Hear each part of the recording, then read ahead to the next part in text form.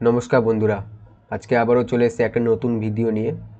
তো আজকে আমরা এই ভিডিওতে আমরা জানতে চলেছি আজকে মার্কেটে বিহেভিয়ার কেমন ছিল এবং আগামীকাল মার্কেট কেমন মুভ আসতে পারে।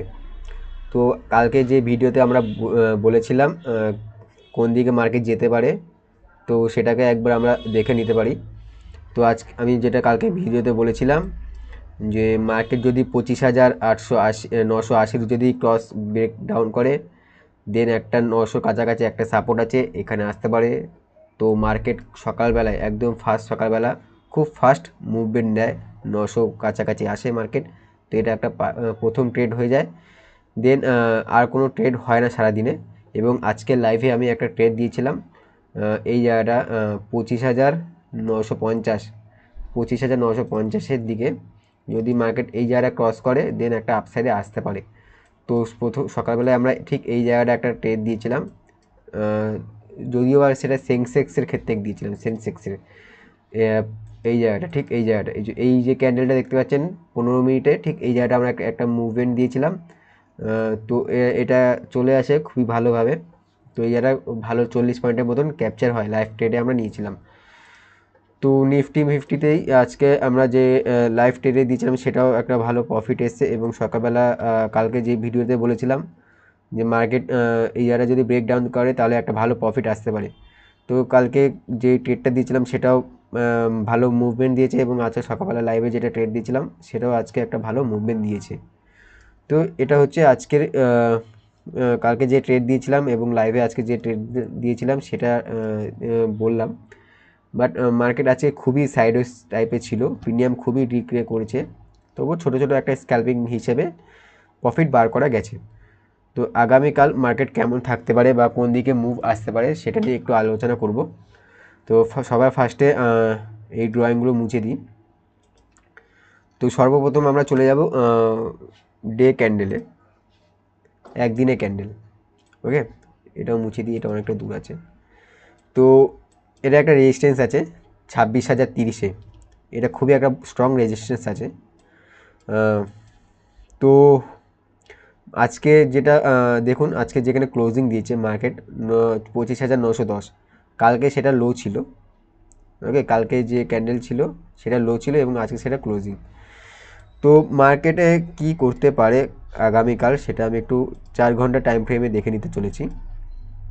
দেখুন, সর্বপ্রথম রেজিস্ট্যান্স যেটা আছে 26,030-এ, এটা হচ্ছে সবচেয়ে বড় রেজিস্ট্যান্স।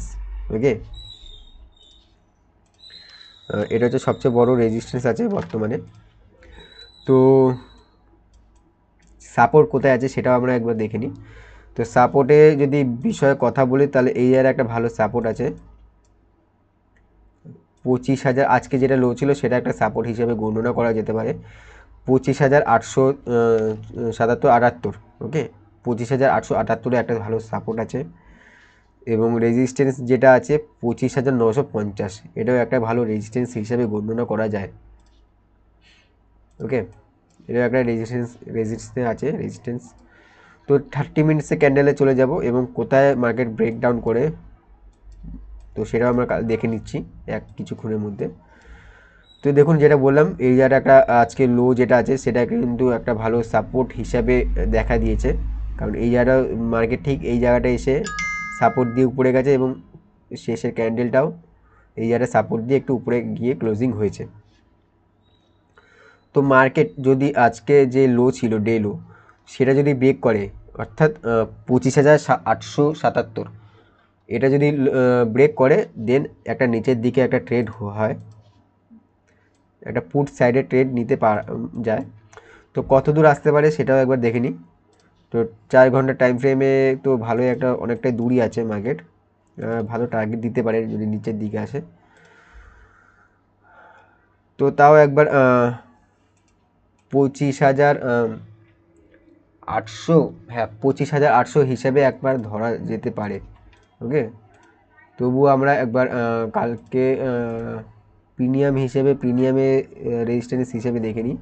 প্রিমিয়ামে অর্থাৎ অতটাও প্রভাব ফেলছে না বর্তমানে। তো কালকে ভালো প্রিমিয়াম দেখলে বোঝা যাবে কোথায় রেজিস্ট্যান্স আছে। তবে আপাতত 25,800 একটা ভালো সাপোর্ট জোন আছে। ওকে, 25,800তে একটা ভালো সাপোর্ট আছে এবং 25,877 একটা ভালো সাপোর্ট আছে। এবং রেজিস্ট্যান্সের কথা যদি বলি 25,950 এবং 26,000 একটা ভালো রেজিস্ট্যান্স আছে এবং 25,950 একটা ভালো রেজিস্ট্যান্স আছে। তো 30 মিনিটসে চলে যাই। তো টাইম ফ্রেমটা দেখে নিতে পারেন। যদি মার্কেট আপ সাইডে যদি মুভ দেয়, কালকে কোথায় ওপেনিং হচ্ছে সেটা খুবই একটা ভালো দেখার বিষয় আছে। আজকে যেমন মার্কেট করেছে, এটা কিন্তু কালকেও আশা করি হতে পারে। দেখুন নিচে পড়েছে এবং একটু উপরে গিয়ে দেন আবার নিচে পড়েছে, এটা পুরোটা পড়েনি, পুরোটা পড়ার কথা। তো দেখা যাক কালকে যদি সকালবেলা একটু আপ সাইডে উপরে উঠে দেন যদি আবার ব্রেক ডাউন দেয়, দেন এই জায়গায় একটা পুট সাইডে কল হতে পারে, পুট সাইডে বাই করা যেতে পারে। ওকে, 25,800 একটা সাপোর্ট আছে। তো এটাই হচ্ছে কালকে মার্কেট আছে। ওকে, কালকে পুট সাইডে দেখা যেতে পারে। যদি সাপোর্টের কথা বলি তো না সরি, যদি উপর আপ সাইডে যদি যাওয়ার কথা বলি তাহলে 25,950 যত 50 বা 60, 25,960 যতক্ষণ না ক্রস করছে ততক্ষণ তো একটা আপ সাইডে মুভ আসা একটু দুষ্কর ব্যাপার, বুঝলেন কি না, দুষ্কর ব্যাপার।